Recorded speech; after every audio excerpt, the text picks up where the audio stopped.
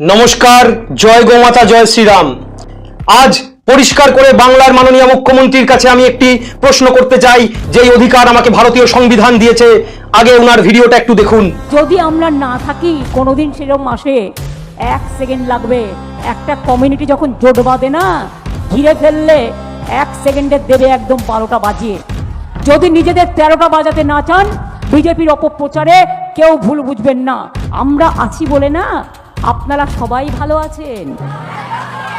আর দেখলেন তো উনি কোন কমিউনিটির কথা বলতে চেয়েছেন এখানে। হ্যাঁ, আমার প্রশ্ন সেটাই যে উনি কোন কমিউনিটির কথা বলতে চেয়েছেন। সেই কমিউনিটি, যেই কমিউনিটি একসময় কাশ্মীরি পণ্ডিতদের ঘর ছাড়া করেছিল, তারা কি আবার এই বাংলায় এসে আমাদের ঘর ছাড়া করতে পারে?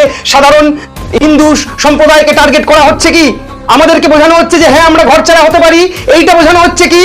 না না না না না, এই জবাব তো আপনাকে দিতেই হবে। কোন কমিউনিটি? যেই কমিউনিটি মালদা মোথাবাড়িতে অত্যাচার করে, যেই কমিউনিটির একজন নেতা সন্দেশখালিতে দিনের পর দিন রাত্রির 12টার পরে পিঠে বানাতে ডাকে হিন্দু মহিলাদের, যেই কমিউনিটি গিয়ে হত্যা করেছিল হরগোবিন্দ দাস, চন্দন দাসকে, নাকি যেই কমিউনিটি আমাদের এই ভারতবর্ষের কাঁটাতারের ওপারে থাকা বাংলাদেশে দীপুচন্দ্র দাসকে পুড়িয়ে মেরেছিল, সেই কমিউনিটি।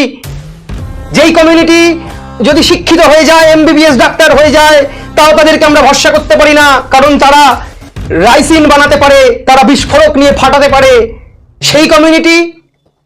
আচ্ছা, সেই কমিউনিটি, যেই কমিউনিটি কিছুদিন আগে তরুণ কুমারকে পিটিয়ে মারলো, সেই কমিউনিটির কথা বলছেন কি আপনি?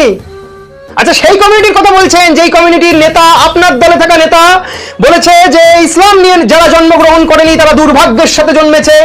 আচ্ছা, সেই কমিউনিটির কথা বলছেন আপনি, যাদেরকে আপনি দুধেল গাই বলেন।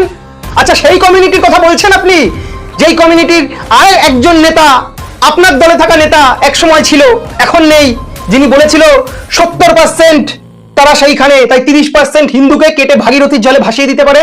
সেই কমিউনিটির কথা বলছেন আপনি। আচ্ছা, যেই কমিউনিটির উৎসব থেকে ভরা মঞ্চে দাঁড়িয়ে আপনি গান্দা ধর্ম বলতে পারেন, এক বিশেষ সম্প্রদায়কে আপনি বিশেষ কিছু ছাড় দিয়ে রেখেছেন, সেই কমিউনিটির কথা বলছেন। মাননীয়, হাত জোর করে বলবো আপনার কাছে তারা দুধেল গাই হতে পারে, আপনাকে তারা দুধ দেয়, বাকিদের কিন্তু দেয় না। বাংলার সনাতনীরা এতটাও দুর্বল নয়। হ্যাঁ, 10 জন মিলে মারতে আসবে, 10 জনের সঙ্গে একা মোকাবিলা করা সম্ভব নয়, এইটুকু আপনিও মাথায় রেখে দেবেন।